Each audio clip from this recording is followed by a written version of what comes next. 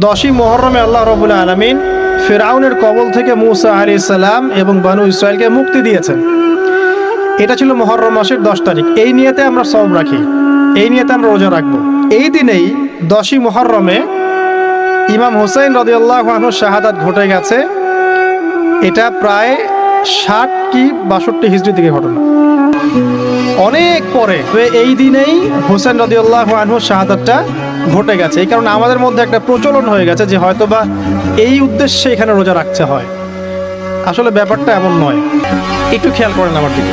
রাসূল সাল্লাল্লাহু আলাইহি ওয়াসাল্লামের ইন্তেকালের পর খলিফা হন আবু বকর সিদ্দিক রাদিয়াল্লাহু আনহু, তারপরে ওমর রাদিয়াল্লাহু আনহু, তারপরে উসমান রাদিয়াল্লাহু আনহু। এই উসমান রাদিয়াল্লাহু আনহুর এই সময় থেকে শেষের দিকে একটা সমস্যা সৃষ্টি হয়েছে। কি সমস্যা?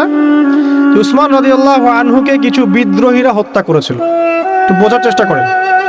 উসমান রাদিয়াল্লাহু আনহুকে হত্যা করেছিল কিছু বিদ্রোহী, ঠিক আছে? যিনি নবী সাল্লাল্লাহু আলাইহি ওয়াসাল্লামের জামাই, 2 জন মেয়েকে বিয়ে করেছেন, জিন্নুরাইন, তাকে হত্যা করেছে কিছু বিদ্রোহী। এরপরে খেলাফতের দায়িত্বে আসেন আলী রাদিয়াল্লাহু আনহু। কে আসেন? আলী রাদিয়াল্লাহু আনহু।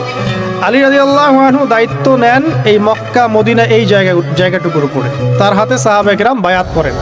কিন্তু ওই দিক বলতে বোঝাচ্ছি সিরিয়া, শামের দিকে, সেদিকের গভর্নর ছিলেন মুয়াবিয়া রাদিয়াল্লাহু আনহু। কি নাম? মুয়াবিয়া রাদিয়াল্লাহু আনহু। তিনিও কিন্তু একজন বড় মাপের সাহাবী, ঠিক আছে? তো মুয়াবিয়া রাদিয়াল্লাহু আনহু সেখানে নিজে সেখানকার খেলাফতের দাবি করেন। আলী রাদিয়াল্লাহু আনহুর হাতে বায়াত তিনি করেননি। আলী রাদিয়াল্লাহু আনহুকে বারবার একটা বিষয়ের চাপ দেওয়া হচ্ছিল যে ওসমান রাদিয়াল্লাহু আনহু শাহাদাতের আগে বিচার করতে হবে, হত্যাকারীর বিচার করতে হবে। তো এখানে একটা দ্বন্দ্ব, মানে একটা পলিটিক্যাল দ্বন্দ্ব সৃষ্টি হলো। ওইদিকে মুয়াবিয়া রাদিয়াল্লাহু আনহু তিনি খেলাফতের দাবিদার হয়ে উঠলেন, এদিকে সাহাবায়ে কেরাম সহ অনেকেই আলী রাদিয়াল্লাহু আনহুর কাছে বায়াত করলেন। তো এর ফলশ্রুতিতে দেখা যায় আলী রাদিয়াল্লাহু আনহু তার রাজধানীটাকে কুফায় নিয়ে যান, ইরাকের কুফায়।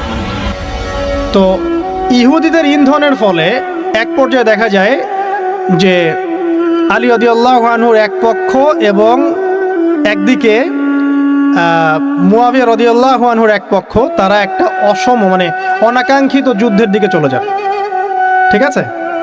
এই যুদ্ধটাকে বলা হয় সিফফিনের যুদ্ধ। কিসের যুদ্ধ? সিফফিনের যুদ্ধ। এটা সংঘটিত হয়েছে 37 হিজরিতে। কত হিজরি? 37। এর আগের বছর আবার উটের যুদ্ধ হয়েছে, জাঙ্গে জামাল। তার পরের বছর এই সিফফিনের যুদ্ধ। সিফফিনের যুদ্ধে আলী রাদিয়াল্লাহু আনহু বিজয় লাভ করেই ফেলেছিলেন। এই সময় মুয়াবিয়া রাদিয়াল্লাহু আনহুর দলের মধ্যে আমর ইবনে আস রাদিয়াল্লাহু আনহু তিনি বলছেন যে কোরআন ফয়সালা করবে।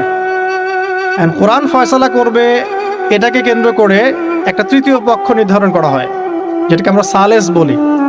যে মুয়াবিয়া রাদিয়াল্লাহু আনহুর পক্ষে একজন, তার নাম আমর ইবনে আস রাদিয়াল্লাহু আনহু, এবং আলী রাদিয়াল্লাহু আনহুর পক্ষে একজন, তার নাম হচ্ছে আবু মুসা আশআরি রাদিয়াল্লাহু আনহু। তারা গিয়ে একটা তৃতীয় পক্ষ করে মীমাংসা করতে চাচ্ছেন যে আমরা কেউ যুদ্ধ চাই না, আমরা ভাই ভাই, আমরা সবাই মুসলিম উম্মার ঐক্যের খাতিরে এখানে একটা সলিউশনে আসবো।